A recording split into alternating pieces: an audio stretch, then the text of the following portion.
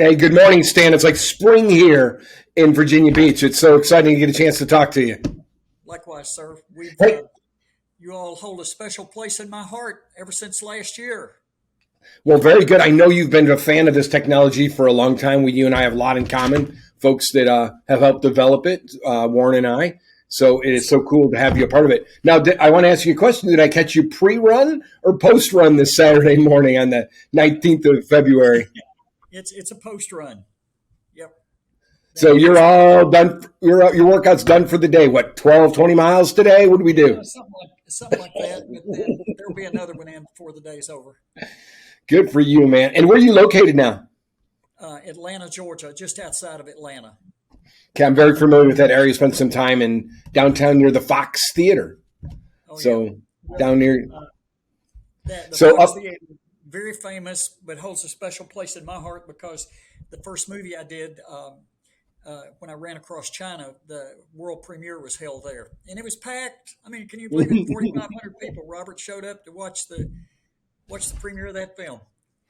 Well, I'm so excited to have you here, and I do want to spend a little bit of time, Stan, going through your background. Of course, I know your name, I know your likeness, I know so much about you, but we Well, have tens of thousands of people that I want to use this as an opportunity to give them a little bit of excitement about you, hear your story and your drive, and then I want to cover your last run, and then I want to cover how the Bodyline bracelet made a big difference for you. So, give us some background. What got you into this running thing? okay.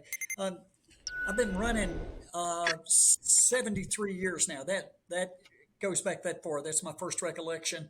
I grew up in a little place in backwoods Kentucky called Gobbler's Knob, Kentucky. And when I was 5 years old, Daddy would wake me up. I mean, 4:30 every morning. Go bring in the cows. And when you're 5 years old, you have no realization of distance or anything, but it seemed like a long way to go find those cows every morning, run, bring them in, uh, run them on up because we had a lot of milking to do, and not with electric milkers, but with these little old mechanical devices called chiens right there. And I would miss the school bus at least when I got to be six. I would miss the school bus at least 3 mornings out of every five. And our school bus stop was more than a mile away. Now, I promise, I know this sounds old, is corny and all that, but my school bus stop was over a mile away down a little old dirt road.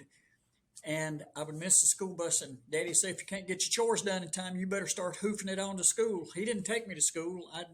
And so I had the teachers set me in it was a tough little time. The teachers would isolate me over in a corner of the room because I had the smell of cow all over me, and then I'd be running in the morning. So anyway, 73 years ago, So you were like a billy goat, and here smelling we like are, a billy goat back there.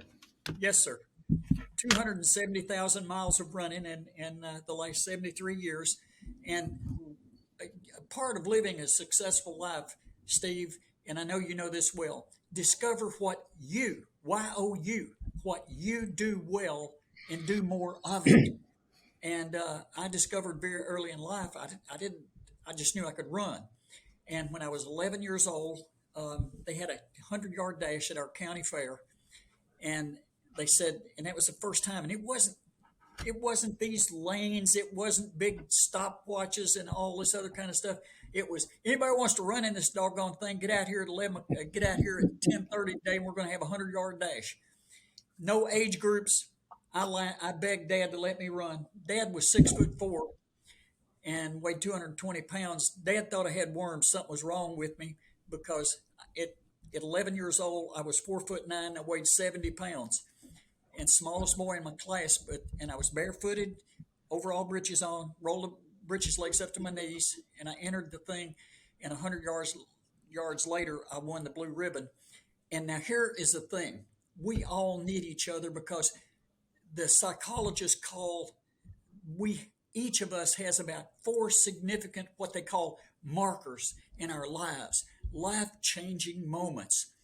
And I like to think that this was definitely a marker because people, when I won that blue ribbon, see, before that, I was just a kid. I didn't even understand why I was, you know, just, I wasn't going anywhere.